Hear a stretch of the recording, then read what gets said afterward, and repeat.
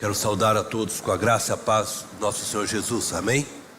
Também quero saudar aqueles que estão em casa ou em algum outro local assistindo a este culto, para que Deus também possa ministrar a sua vida neste momento que você está junto conosco online. Irmãos, hoje é o último domingo de fevereiro. Durante os meses de janeiro e fevereiro, nós trabalhamos com o tema livre nas nossas mensagens. Então, cada pregador vem aqui e trabalha o tema que é aquilo que ele sentir no coração, dirigido pelo Espírito. A partir já do próximo domingo, nós iniciamos então a série já mensal. Então, a partir de março, nós vamos começar a série Reset. É tempo de nós todos dar uma resetada em nossas vidas. Reset, para aqueles que não estão ainda acostumados com essa palavra, significa que nós precisamos reiniciar. Então, muitas vezes nós precisamos reiniciar nossa espiritualidade, precisamos reiniciar os relacionamentos pessoais, reiniciar a nossa vida financeira. Enfim, nós vamos aí conversar bastante sobre este tema no mês de março. Então, não deixe de estar aqui, participar. Tenho certeza que Deus vai dar um reset também na sua vida, vai reiniciar muitas coisas na sua vida. Então é tempo de nós vivenciarmos isso a partir de março. Hoje, encerrando então este mês de tema livre, eu estou propondo aqui para nossa reflexão o tema: o caminho da salvação por meio do sacrifício. E eu quero convidar vocês então a me acompanharem na leitura do livro de Hebreus, capítulo 9, nós vamos ler a partir do verso 19 até o verso 28. Diz assim: quando Moisés terminou de proclamar todos os mandamentos da lei a todo o povo, levou sangue de novilhos e de bodes, juntamente com água, lã vermelha e ramos de hisopo, e aspergiu o próprio livro e todo o povo, dizendo: este é o sangue da aliança que Deus ordenou que vocês obedeçam. Da mesma forma,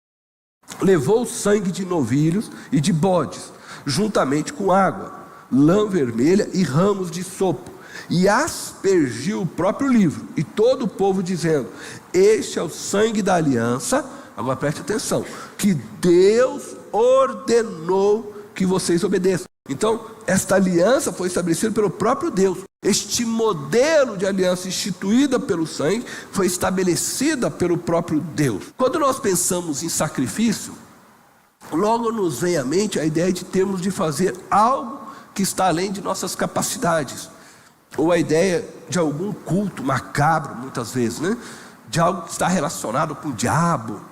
Enfim, a ideia do sofrimento, ela permeia nesta palavra sacrifício. Então, normalmente o que as pessoas fazem? Elas pensam assim: não, Deus sempre gostou de sacrifício, Deus sempre instituiu sacrifício. Elas começam a fazer uma leitura de Deus que as leva muitas vezes a achar que eu vou agradar a Deus, ou eu vou conquistar Deus e ganhar algo dele a partir do momento que eu oferecer a ele um sacrifício. Então eu vou subir no mais alto monte, me cansar, subir, pisar nas pedras, machucar, gelar com a língua lá, arrastar, aí falar assim o quê?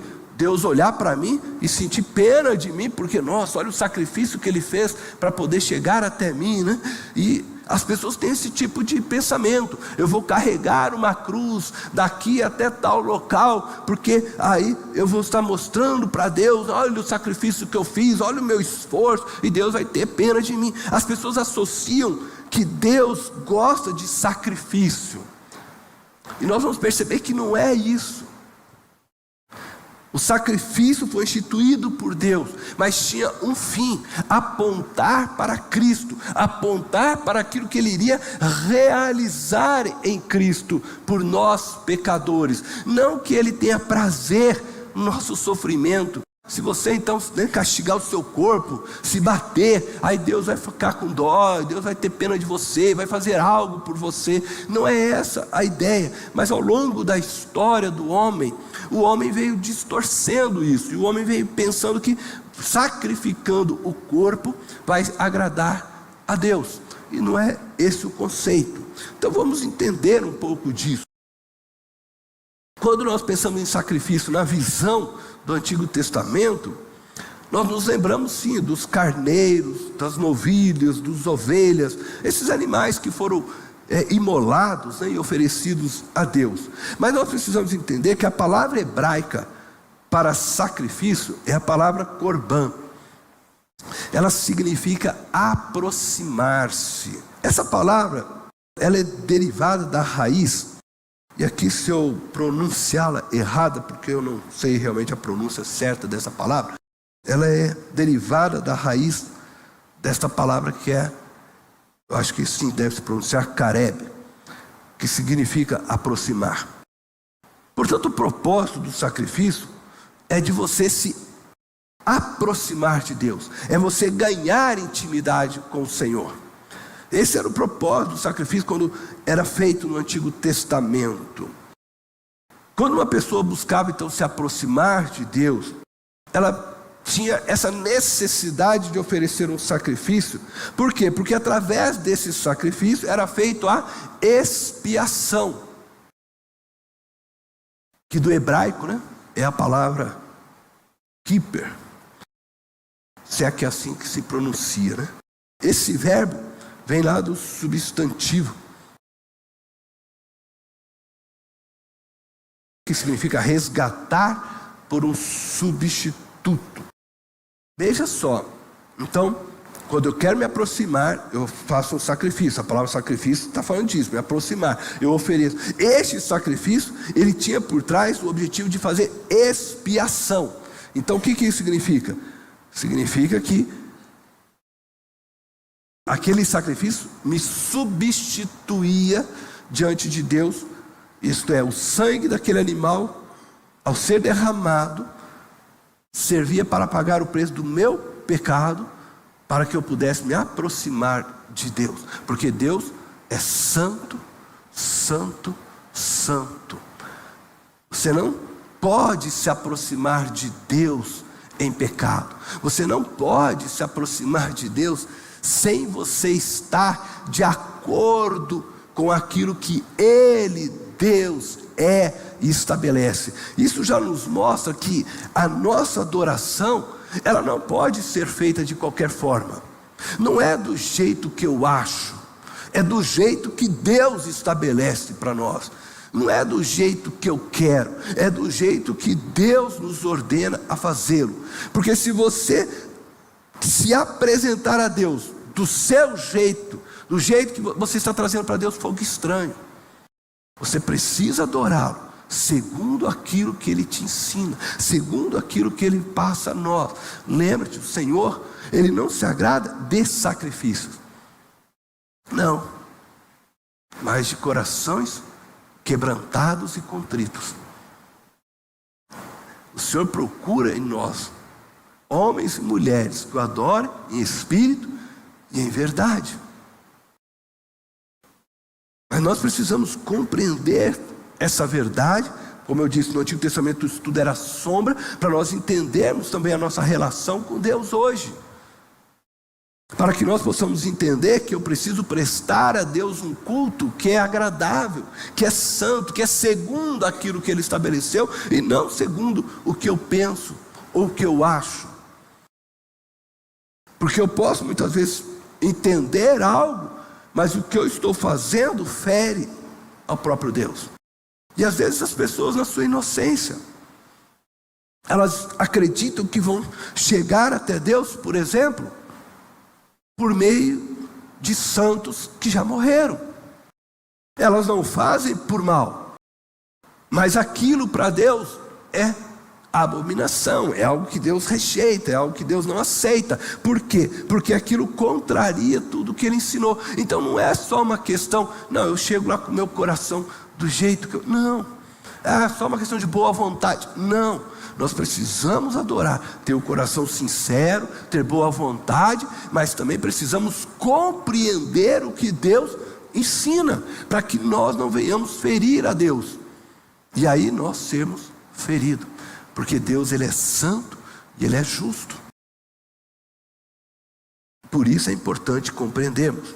Então, quando uma pessoa ela buscava se aproximar de Deus, ela fazia o quê? Ela oferecia um sacrifício, por meio do qual então os seus pecados eram expiados. Aquele animal imolado a representava no altar, de forma que o pecado daquela pessoa estaria então sobre aquele animal, e aquele sangue simbolizava, naquele momento, que ela estava perdoada e podia entrar na presença de Deus. Nós estamos falando de algo que era temporário, que era só sombra, porque o verdadeiro sacrifício ainda estaria por vir, que é Cristo Jesus. Mas assim ela era purificada e ela era aceita por Deus, e podia se aproximar de Deus. Os sacrifícios na Bíblia, nós não vamos olhar hoje para isso, mas eles estão divididos em várias classes, tá? Existiam diversos tipos de sacrifícios. De particular significado, o da expiação, que era feito pelo pecado, para que dessa forma o teu pecado fosse retirado e a sua culpa. As mais importantes eram feitas no dia da expiação. Existia dentro do calendário judaico um dia especial, que era o dia da expiação, onde ia se fazer sacrifícios por todo o povo. Você poderia viver no seu momento, na sua história, e você, por exemplo, ter tido uma queda espiritualmente, você pecou, e você ia até o sacerdote e falar para o sacerdote: olha, sacerdote, eu pequei e tal, eu estou trazendo aqui um cordeiro para que o meu pecado possa ser expiado. Mas agora existia um dia que todo o povo de Israel se reunia, e esse era o dia chamado dia da expiação, onde todo o pecado de Israel deveria ser colocado diante de Deus. Nesse dia, e nesse único dia do ano, o sumo sacerdote então entrava no Santo dos Santos, ultrapassando o véu que separava então, vamos dizer assim, os homens da glória de Deus. Nesse dia era permitido que o sumo sacerdote atravessasse o véu, e ele fazia amarrado com uma corda, e se ele não tivesse feito tudo certinho lá, espiado tudo direitinho, ele era fulminado ali dentro. Aí os homens só iam puxar a cordinha. Imagina você o quão sério é entrar na presença de Deus. Hoje nós vivemos na graça, e muitas vezes nós perdemos essa relação de santidade e seriedade de Deus. Quando nós lemos a carta do apóstolo Pedro, e você vai lá em 1 Pedro, você vai ler depois, você vai ver que lá em 1 Pedro 1,17, se não me falha aqui a memória, o apóstolo escreve o seguinte, né? Para nós, ele fala, para nós que já estamos na graça, aquele a quem vocês chamam de Pai, ele diz assim: lembre-se que ele é justo juiz. Portanto, ele diz para nós: portai-vos diante dele com temor. Nós não podemos achar que porque nós estamos no tempo da graça, de que Deus não olha para nós com seriedade. E aí nós entramos na presença de Cristo ou de Deus de qualquer forma. Não podemos. Hoje você não vai ter uma cordinha amarrada em você. Você não vai ser fulminado dessa forma, porque você está vivendo nesse período em Cristo. Mas você não pode perder o conceito de quem verdadeiramente é Deus, e de que você precisa se portar diante dele com temor, porque ele não te julga agora, mas vai chegar o dia em que você estará frente a frente com ele. E diz a palavra do Senhor que nós prestaremos conta de todas as nossas palavras e ações. Então nós não podemos perder de vista que Deus é santo, santo, santo. E nesse dia então, esse sumo sacerdote entrava neste lugar, depois de ter feito uma série de sacrifícios. Eu vou mostrar isso depois para vocês um pouquinho mais com calma. Mas o que a gente via ali é que havia um derramamento de sangue, sacrifício, que assim Deus havia estabelecido para que pudesse chegar até a presença dele. Segundo muitos estudiosos da Bíblia, Deus foi o primeiro a sacrificar para dar o modelo aos homens. E isso você vai encontrar em Gênesis capítulo 3, no verso 21. Lá em Gênesis 3, 21 está escrito assim: o Senhor Deus fez roupas de pele e com elas vestiu Adão e sua mulher. O que acontece? Adão e Eva haviam pecado. Então nós estamos vendo aí, após a queda do ser humano, Adão e Eva pecaram, se rebelaram em relação àquilo que Deus lhes havia dito, decidiram ser senhores de suas próprias vidas, tomaram o rumo das suas vidas e acabaram por pecar. E quando Deus os encontra neste estado agora pecaminoso, estado aquele que fez com que todos nós também nos encontrássemos, porque nós nascemos de Adão, somos sementes, de Adão, e assim já nascemos como Adão e Eva em pecado. Deus, vendo eles, diz o quê? Que Deus fez roupas de pele, o que já sugere, e os teólogos então assim o fazem, de que Deus sacrificou ali um animal. A pele foi dada para que eles pudessem vestir, mas o sangue ali já derramado, para que eles não fossem aniquilados naquele momento. Assim como Deus havia estabelecido para Moisés, mostrando que através do derramamento de sangue haveria perdão de pecado. Deus estava já iniciando ao ser humano então um processo de ensino aqui, como eles poderiam ser remidos. E é interessante você pensar, porque nós estamos falando de Gênesis, nós estamos falando do primeiro casal da humanidade que experimenta isso. E o que acontece? Quando você vai ler logo depois, você vai perceber que Abel, Caim, tem a história deles toda, mas que eles já estão oferecendo também sacrifícios no altar. Você vai perceber em escritos, não escritos, não estou nem falando de escritos do povo de Israel, mas escritos de povos pagãos já também a ideia do sacrifício. Por quê? Porque essa ideia já vem lá do princípio, do primeiro casal, que já aprenderam ali com Deus a questão do sacrifício, e isso começa a se propagar por toda a raça humana. Como eu disse, mas sem uma compreensão correta do que era o sacrifício que Deus estava querendo. E eles então começam a fazer sacrifícios dos mais diversos tipos, com as mais diversas causas. Oferece sacrifício para poder tentar comprar, vamos dizer assim, o favor de Deus. E não é essa ideia que Deus tinha como sacrifício. Em Gênesis 22, versículo 13, nós vemos o seguinte: Abraão ergueu os olhos e viu um carneiro preso pelos chifres no arbusto. Foi lá, pegou e sacrificou como holocausto em lugar de seu filho. Agora nós entramos numa nova história, nós estamos vendo novamente o sacrifício presente. Então era já costume, como eu disse, do povo fazer sacrifícios ao Senhor.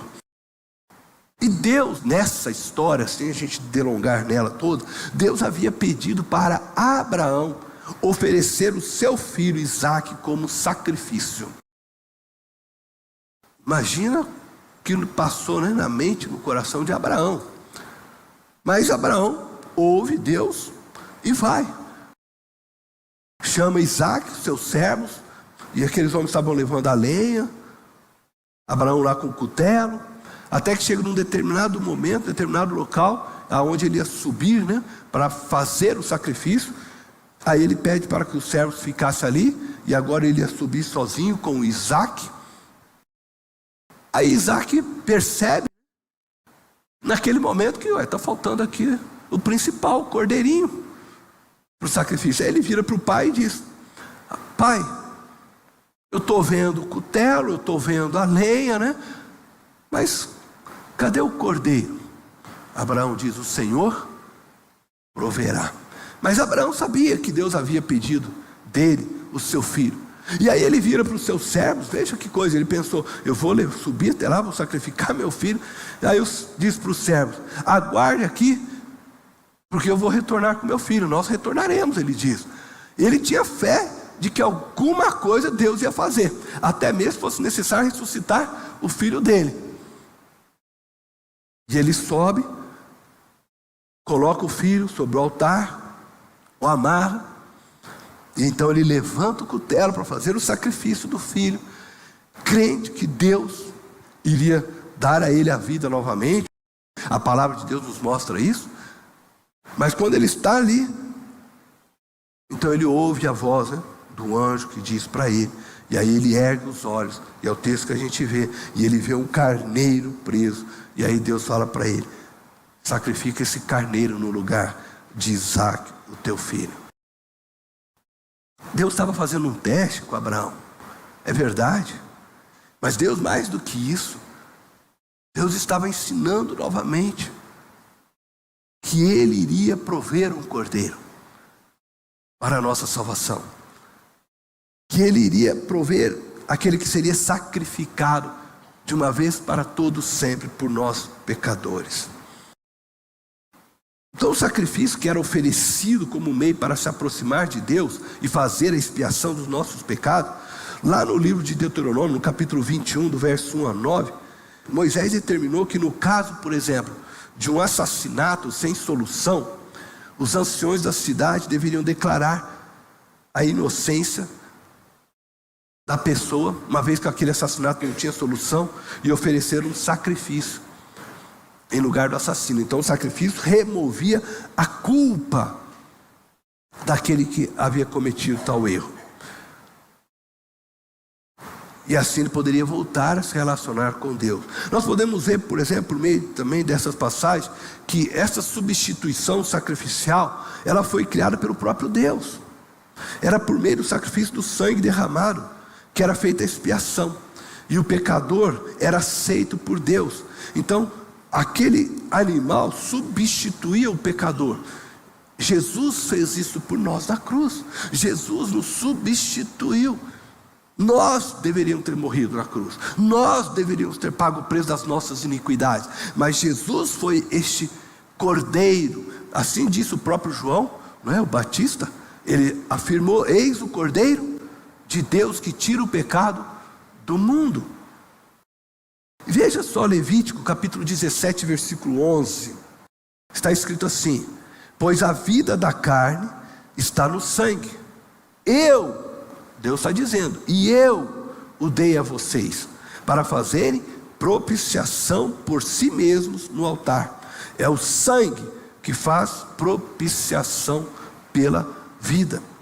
Veja bem, Deus disse: eu o dei a vocês. Foi o meio que eu criei, foi o meio que eu fiz para que vocês pudessem obter perdão, salvação, através do derramamento do sangue.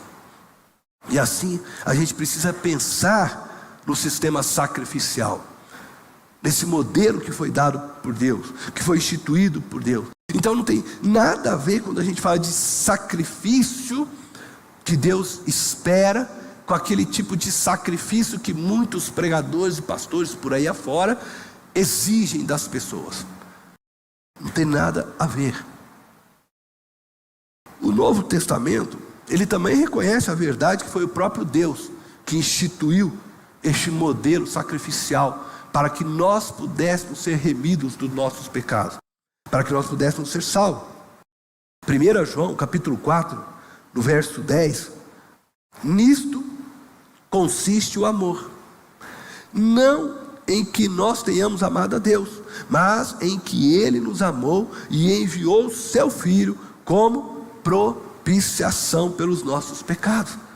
Então isto é, Ele foi o Cordeiro que foi imolado e assim então expiou os nossos pecados. Nós fomos libertos, nós fomos justificados, nós fomos perdoados, nós somos resgatados. Tudo foi feito através do sacrifício de Cristo naquela cruz.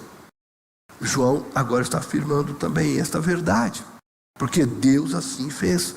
Nossa segunda afirmação que eu quero olhar aqui a respeito deste caminho de salvação por meio do sacrifício é que o ofertante, ele se identifica com a oferta. Eu falei disso, mas eu quero agora mostrar para vocês a partir de passagens bíblicas, né? Então, como que isso acontecia? Então nós vamos ver aqui algumas passagens. Levíticos capítulo 4, verso 3, verso 4. Diz assim, olha: se for o sacerdote ungido que pecar, então vamos dizer que o sacerdote viesse a pecar, tá? Pastor viesse a pecar nos nossos dias hoje, trazendo culpa sobre o povo, trará ao Senhor um novilho sem defeito como oferta pelo pecado que cometeu. Apresentará ao Senhor o novilho na entrada da tenda do encontro. Agora preste atenção: porá a mão sobre a cabeça do novilho, que será morto perante o Senhor. Veja, então, se o sacerdote viesse a pecar, então ele ia ter que fazer isso. Ele ia ter que pegar o novilho, apresentar lá diante do Senhor na entrada da tenda, e ele ia pôr a mão sobre a cabeça daquele novilho. Por quê? Porque dessa forma ele está dizendo que aquele novilho o substituía na sua morte. Era uma identificação com aquele novilho. Veja só o que diz Levítico no próprio capítulo 4, agora verso 13 ao 15. Ele vai falar do pecado da comunidade. Se for toda a comunidade de Israel que pecar, sem intenção, fazendo o que é proibido em qualquer dos mandamentos do Senhor, ainda que não tenha consciência disso, a comunidade será culpada. Você prestou atenção? Se você viesse a pecar, ainda que você não tivesse consciência, mas você pecou contra o Senhor. Porque não é só uma questão de que, mas eu era inocente, eu não sabia. Não importa.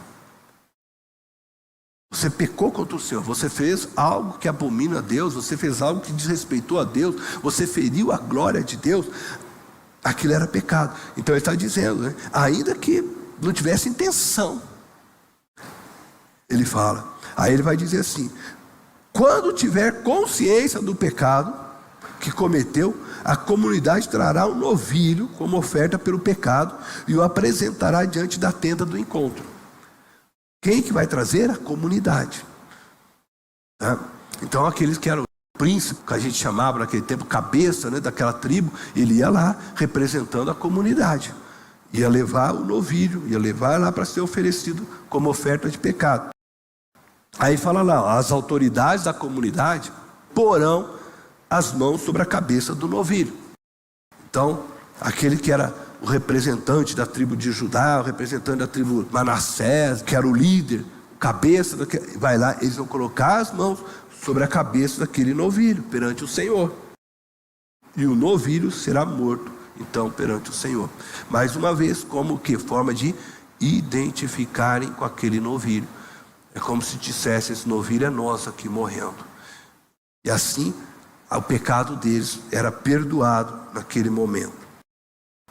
Levítico capítulo 4, também verso 27 ao 29, vai dizer assim: olha, se for alguém da comunidade, agora não está falando de pecado da comunidade, se for alguém da comunidade que pecar sem intenção, fazendo o que é proibido em qualquer dos mandamentos do Senhor, seu Deus, será culpado. Quando o conscientizarem do seu pecado, trará como oferta pelo pecado que cometeu uma cabra sem defeito. Porá a mão sobre a cabeça do animal da oferta pelo pecado, que será morto no lugar dos holocaustos. Então, todas as vezes você vai observar que essa era uma ordem: colocar as mãos sobre a cabeça daquele animal. Então, ao colocar as mãos sobre o animal, o ofertante estava se identificando com ele. E estava dessa forma solenemente designando a vítima, né, como estando em seu lugar. Lá em Levítico 17:11, eu vou ler novamente, para que a gente traga agora aqui a memória, algo que nós vemos lá. Levítico 17, onde diz assim: pois a vida da carne está no sangue, e eu dei a vocês para fazerem propiciação por si mesmos no altar. É o sangue que faz propiciação pela vida. Este versículo, além de nos mostrar que foi o próprio Deus que instituiu o sacrifício, ele também nos ensina que era o sangue que fazia a expiação, por ser ele o símbolo da vida. Todas as vezes que nós participamos da ceia, nós comemos do pão e tomamos do cálice, nos lembramos que do sangue de Cristo derramado. Este sangue tem poder, este sangue pagou o preço dos nossos pecados, é o sangue de Cristo.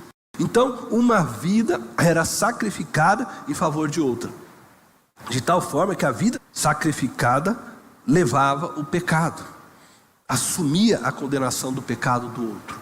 Assim o pecador se tornava santo diante de Deus, aceito por Deus.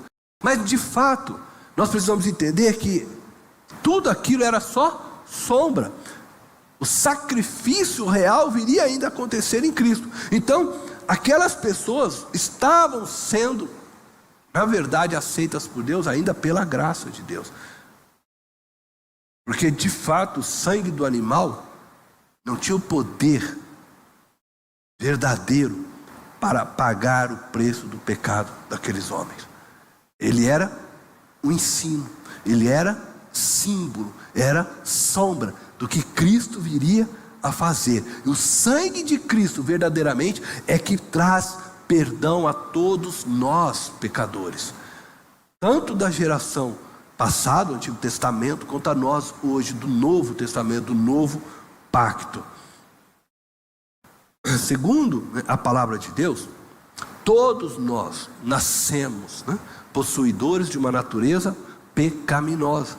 E o apóstolo Paulo, em sua epístola aos Romanos, diz que todos pecaram e carecem da glória de Deus. Paulo, ele começa a sua epístola, você vai ler o capítulo 1, ele vai falar sobre toda a questão da humanidade, pecaminosa. Aí ele vai chegar no capítulo 2, capítulo 3, aonde ele vai dizer exatamente que tanto os judeus pecaram, quanto também os gentios pecaram, e todos, aí ele conclui, estão encerrados nisso, todos estão debaixo dessa lei, todos nasceram no pecado, todos somos pecadores, e por isso nós necessitamos e carecemos da glória de Deus. O que nós podemos fazer então, se somos todos pecadores? Nós não podemos fazer nada. Você não pode fazer nada para se salvar. Eu não posso fazer nada para me salvar, para me encontrar reconciliado com Deus Pai. Essa é a pura verdade. Não há o que nós possamos fazer. E não adianta, você pode subir morro, descer morro, você pode se afogar no mais alto profundo mar. Não há o que você possa fazer para que você receba essa graça de ter sua vida reconciliada e perdoada por Deus. Não tem como nós, homens, aplacarmos a ira de Deus. O próprio Antigo Testamento, ele reconhece com clareza que os sacrifícios também, que lá foram feitos, não podiam expiar de fato os pecados. Veja só as palavras de Miqueias. Porque a gente lê lá em Deuteronômio, mas quando você vai chegar lá em Miqueias, você vai perceber que eles já tinham agora essa compreensão. Miqueias, o profeta, no capítulo 6, do verso 6 ao 8, eu vou ler com vocês, diz assim, olha: com que eu poderia comparecer diante do Senhor e curvar-me perante o Deus exaltado? Deveria oferecer holocaustos de bezerros de um ano? Ficaria o Senhor satisfeito com milhares de carneiros, com 10.000 ribeiros de azeite? Eu devo oferecer o meu filho mais velho por causa da minha transgressão? O fruto do meu corpo por causa do meu próprio pecado? Ele mostrou a você, ó homem, o que é bom e o que o Senhor exige. Aí ele vai dizer: pratique a justiça, ame a fidelidade e ande humildemente com o seu Deus. Isto é, ele está querendo mostrar que não é os sacrifícios que vai fazer você ser aceito por Deus, porque nós não temos Nada que realmente nós possamos dar e oferecer a Deus. Agora ele está dizendo que Deus se agrada assim daquele que pratica justiça, que ama a fidelidade, que anda humildemente com Ele. Agora, o que vai nos justificar? Nós vamos ver daqui a pouco. O Salmo 51 é particularmente também expressivo nesse sentido, né? Ele fala que a culpa moral não pode ser apagada mediante sacrifícios de animais. O próprio Davi expressa isso no verso 16. Não te deleitas em sacrifícios, nem te agradas em holocaustos, senão eu os traria. Ele havia pecado, não vou entrar em toda a história, mas ele havia pecado. E agora ele escreve este salmo, né, onde ele está se confessando, se colocando, e ele está dizendo, ele sabe, ele reconhece, veja, o próprio Davi reconhecia que não era o sacrifício em si que agradava a Deus. Não é assim que Deus ia encontrar prazer em nós, simplesmente porque nós oferecemos a Ele um holocausto. Então não é o teu sacrifício que vai fazer com que Deus se sinta feliz. Agora, Deus se agrada de corações quebrantados, contritos, daqueles que o adoram em espírito e em verdade, daqueles que humildemente servem aos outros. Assim escreve o profeta, depois também Isaías, quando ele fala do jejum. Não é o deixar de se alimentar um dia que agrada a Deus. Ele fala, o verdadeiro jejum que agrada a Deus é que você liberte aquele que está cativo, é que você dê de comer para aquele que tem fome, é que você cuide da órfã, do viúvo. Ele vai falar, esse é o jejum que agrada a Deus. Todas essas expressões mostram que de fato agrada a Deus, que Deus não era o sacrifício, nunca foi o sacrifício, aquilo que realmente agradava a Deus, mas que aquilo era só um ensino, era um meio didático, para que nós pudéssemos olhar a história e compreender este grande sacrifício oferecido na cruz em Jesus Cristo. De fato, o pecado só podia ser perdoado através da graça de Deus, desse favor, onde Ele entrega o seu Filho por nós pecadores. Essa é a graça abundante, que transborda. Onde havia o pecado, superabundou a graça. O autor da carta aos Hebreus, ele esclarece esse fato. Eu vou voltar lá então ao texto de Hebreus, no capítulo 9. Eu vou ler do verso 9 ao 12 agora. Diz assim, veja o que ele vai dizer: isso é uma ilustração para os nossos dias. Depois ele tem escrito, né, algumas questões a respeito de Cristo, do sacrifício, enfim. Ele vai dizer, isso é uma ilustração para os nossos dias, indicando que as ofertas e os sacrifícios oferecidos não podiam dar ao adorador uma consciência perfeitamente limpa. Então o que ele está dizendo? Que era sombra, é só uma ilustração, tudo aquilo, para aquilo que deveria ser feito. Eram apenas, veja o que ele vai continuar dizendo no versículo 10, eram apenas prescrições, que tratavam de comida e bebida, e de várias cerimônias de purificação com água. Essas ordenanças exteriores, elas foram impostas até o tempo da nova ordem. Quando a nova ordem é Cristo, ela só tem esse tempo. Acabou, começa agora um novo pacto, começa uma nova aliança em Cristo Jesus. Aí ele diz assim, quando Cristo veio como sumo sacerdote dos benefícios agora presentes, ele adentrou o maior e mais perfeito tabernáculo, não feito pelo homem, isto é, não pertencente a esta criação, não por meio de sangue de bodes e novilhos, mas pelo seu próprio sangue. Ele entrou no Santo dos Santos, uma vez por todas, e obteve eterna redenção. Amém?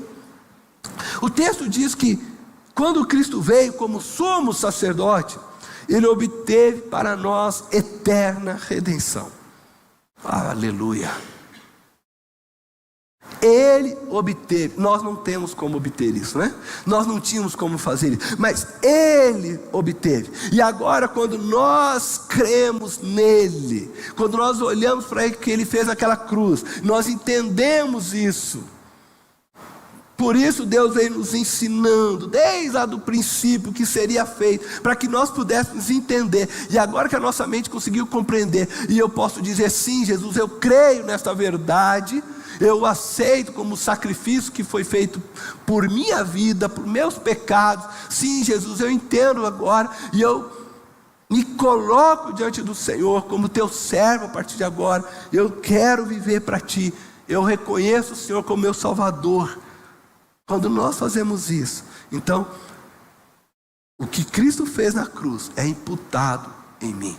A justiça de Cristo é imputada sobre mim, sobre você. É fé.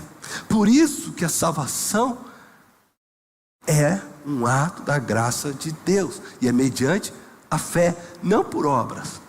Nós não tínhamos o que fazer, mas Ele fez por nós. Deus se torna o ofertante.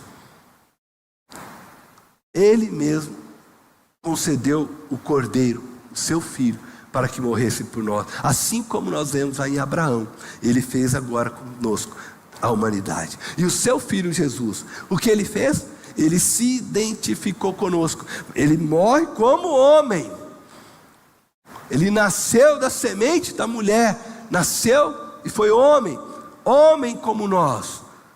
Por isso que ele é chamado de segundo Adão. Então houve o primeiro Adão, que nós viemos dessa raiz, né, do primeiro Adão. Mas aí vem o segundo Adão. E esse segundo Adão, esse segundo homem, ele morre e paga o preço dos pecados do primeiro Adão. E nós que cremos somos inseridos nele, na sua vida. E tudo que ele conquistou na cruz é para você, é para mim, é para nós. E assim nós somos purificados, santificados e somos salvos. Amém? Você está conseguindo entender o que eu...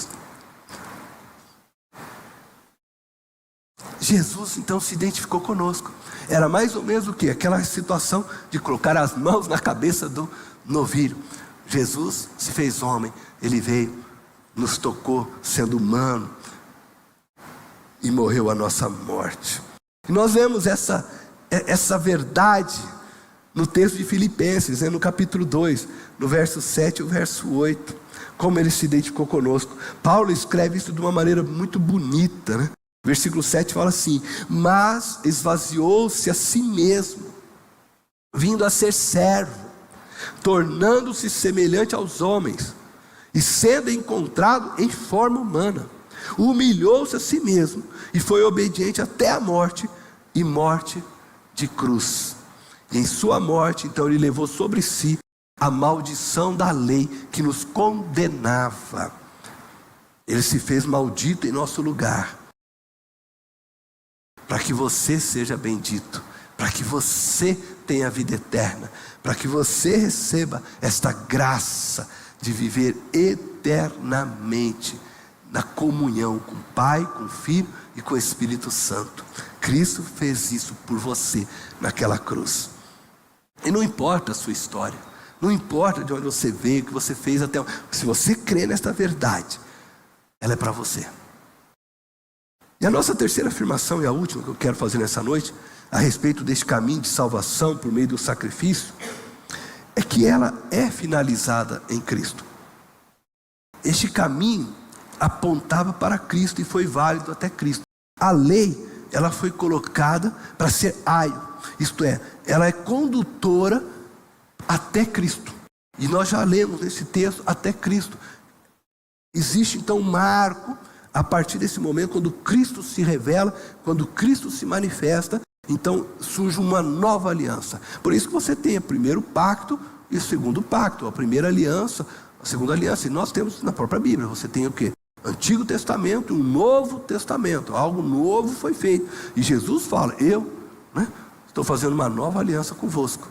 Então a partir deste momento, quando ele está ceando com os seus discípulos, ele fala disso, é uma nova aliança, um novo pacto surge. Então tudo novo agora começa em Cristo. O que a graça faz conosco é algo muito grande, extraordinário. É muito difícil para nós também dimensionarmos tudo, aquilo que está por trás disso, mas é algo extraordinário. Então é um erro para nós supormos que Deus, por exemplo, agia lá no Antigo Testamento de um modo e Deus age hoje de um novo modo. Algumas pessoas pensam assim. Então, como eu estou na graça, e nós falamos um pouquinho disso, eu posso viver de qualquer forma. Não posso viver de qualquer forma. Mas se a lei apontava para Cristo, chegou em Cristo, ela foi cumprida por Cristo, e agora nós em Cristo vivemos pela graça e somos justificados então através da fé, baseado nisso. Nós podemos viver? Não, nós não podemos. Por quê? Nós já falamos sobre isso. Existe uma nova lei. Jesus nos deu um novo mandamento. Novo mandamento vos dou: amai-vos uns aos outros como eu vos amei. O apóstolo Paulo resume tudo e diz: só há um mandamento, é o amor. Quando a gente leu, né, e vocês tiveram a oportunidade nesse período todo, né, de estudar todos os 10 mandamentos, tudo aquilo, vocês vão perceber o quê? Que toda a lei vai se resumir no amor, realmente, no amar a Deus, no amar ao próximo, a vida. E Jesus fez isso, né? Jesus falou, quando perguntaram para ele diz: toda a lei se resume nisso: ame a Deus e ame o teu próximo. A lei se resume no amor. E aí Jesus fala assim: então agora eu te dou um novo mandamento, ame. Então, de fato, quando a lei, ele cumpre toda a lei, e agora ele estabelece uma nova aliança como novo sumo sacerdote, ele estabelece, mas a aliança que ele estabelece e a lei que ele impõe sobre nós, ela está, na verdade, na mesma essência, que é o amor. Então, quando você vai cumprindo o que Cristo ordena, que é amar, você cumpre a lei toda. A lei não nos condena mais, não. Estamos livres da lei porque Cristo pagou, estamos, mas nós precisamos viver o amor, porque Cristo agora diz que nós temos que viver. E aquele que me ama guarda os meus mandamentos.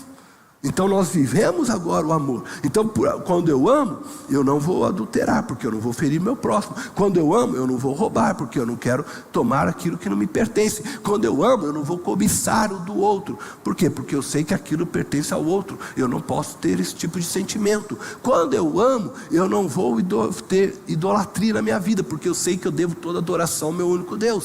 Então, o amor, ele é a essência que nos leva a viver o cristianismo mais puro e simples. Porque toda a Bíblia vai se resumir nisso, no amor.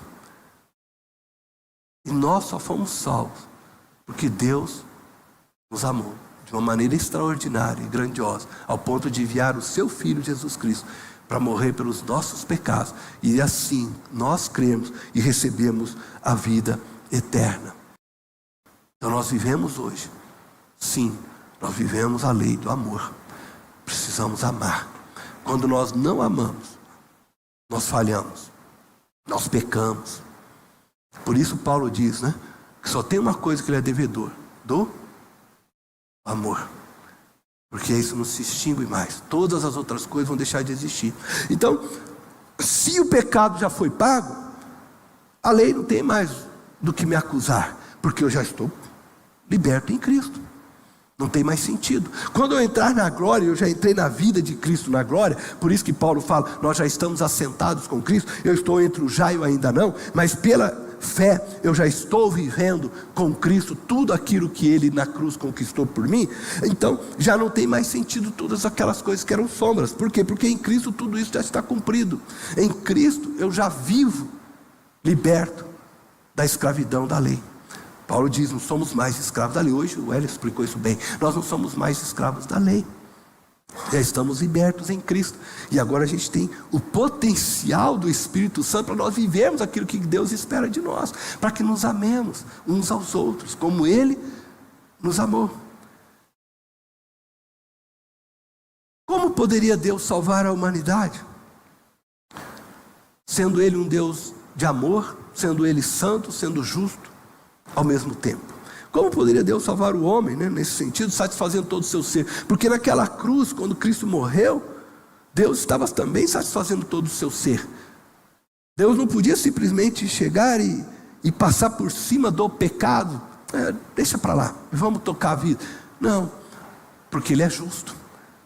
Precisa se ajustar novamente aquilo que foi danificado. Precisa corrigir, precisa acertar. Então, o único meio era através do sacrifício, como Ele havia ensinado.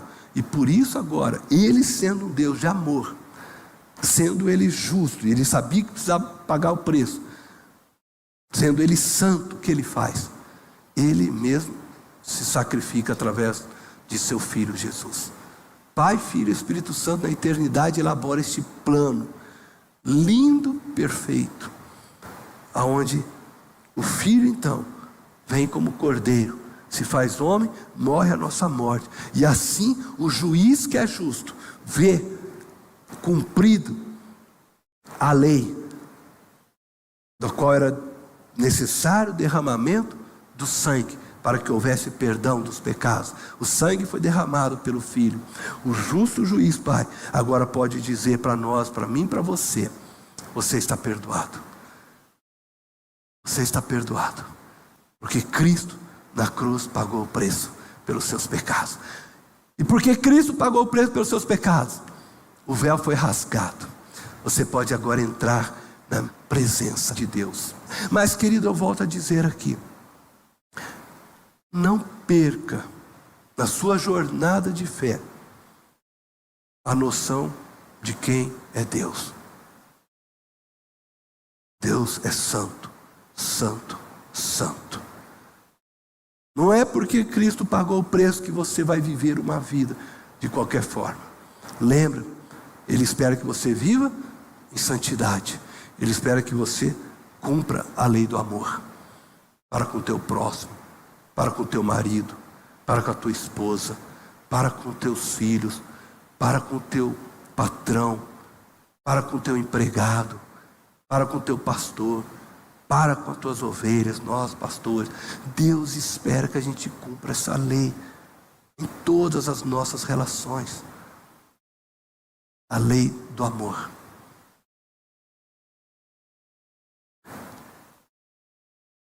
Em João 3,16, eu estou quase terminando, está escrito assim: porque Deus tanto amou o mundo, que deu o seu Filho unigênito, para que todo o que nele crê não pereça, mas tenha a vida eterna.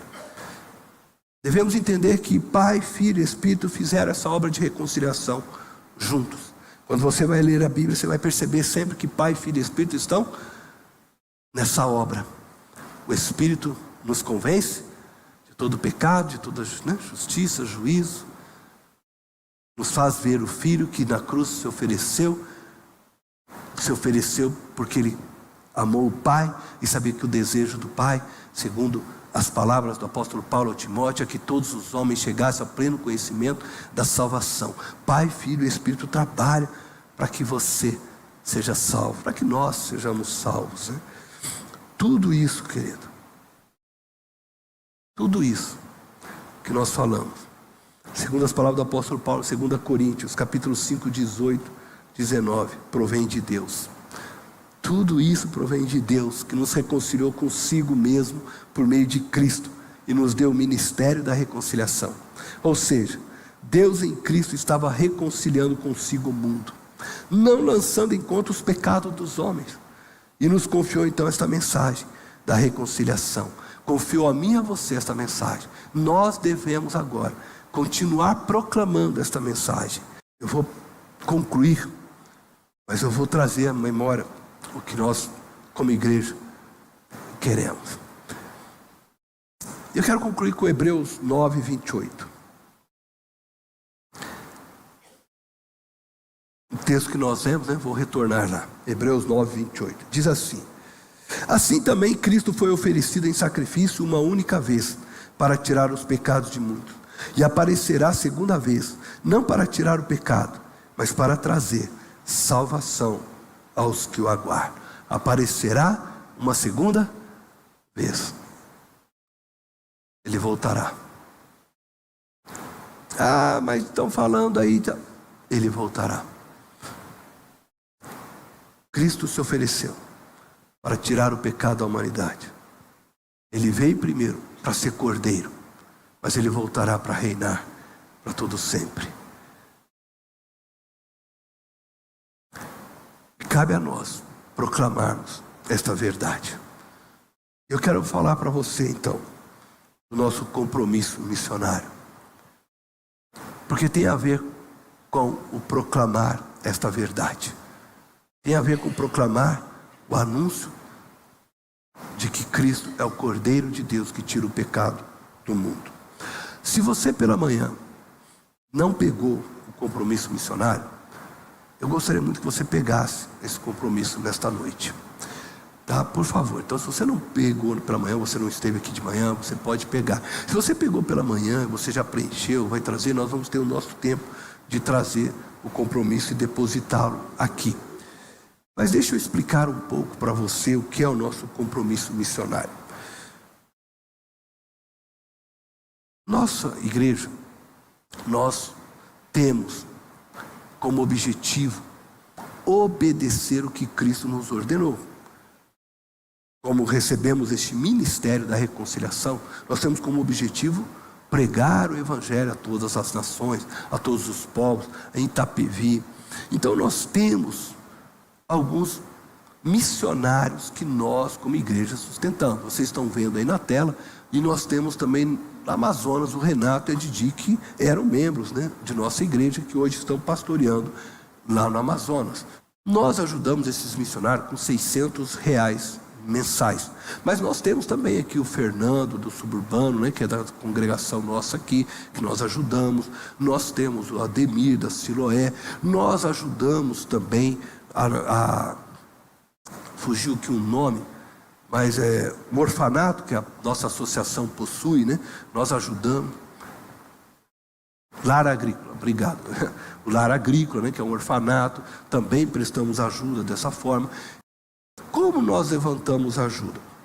Nós fazemos ajuda através deste compromisso. Este compromisso missionário, ele é válido por 1 ano. Significa que você, ao assumir o compromisso aqui, você vai estar assumindo conosco e com os missionários de ajudá-los durante todo o período de 1 ano, 12 meses. Então, em fevereiro do próximo ano, nós estaremos aqui novamente renovando este compromisso. Então, se você já vinha participando, colaborando, você precisa pegar e fazer novamente. Eu já estou ajudando, só vou continuar. Não, precisa fazer novamente. Por quê? Porque a Priscila e o Rogério, que lideram esse ministério, eles vão recolher todos os compromissos, eles vão ver com quanto você colocou. Então, se você ler o compromisso, e eu vou ler aqui, tá? Então vai estar assim: compromisso missionário de fé. Aí está lá umas linhas em branco, você vai colocar o seu nome. Então, eu, Cornélio, quero fazer parte do trabalho missionário da PIB, sendo um mantenedor de missões. Tenho total consciência do meu dever de cumprir a comissão. Aí está o texto bíblico, que Jesus nos ordena, né, a pregar a palavra. E aí depois fala assim: quero ser instrumento de Deus, para que pessoas sejam alcançadas pelo seu amor no mundo todo. Vou orar e contribuir mensalmente com a minha oferta de missões. Você vai colocar o valor. Então sai em branco. Não importa o valor. O que importa é que você faça de coração. Se você vai colocar aqui R$1 por mês, se você vai colocar R$10, 15, 20, 50, 100, 1000, é você com Deus. Mas você precisa cumprir os 12 meses. Por quê?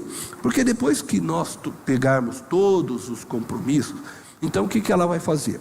Ela vai fazer lá uma planilha e vai somar todos os valores que foram colocados. Então vamos dizer lá, faz de conta que deu o valor X.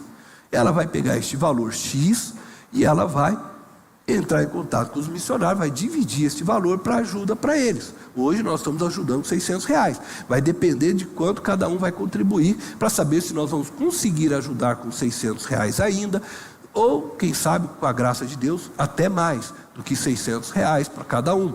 Aí ela vai dizer para eles: olha, a nossa igreja, durante este ano agora, de 2024, vai poder contribuir para vocês com um valor, vamos supor aí, né, que esteja aí continuidade de R$600, vai contribuir R$600. Então é importante que você entenda que ao assumir esse compromisso, você está assumindo 12 meses, porque nós vamos assumir esse compromisso como missionário. A igreja vai dar a sua palavra através, né, da Priscila, do Rogério, para esses missionários. E eles vão contar com essa ajuda durante um ano, tá?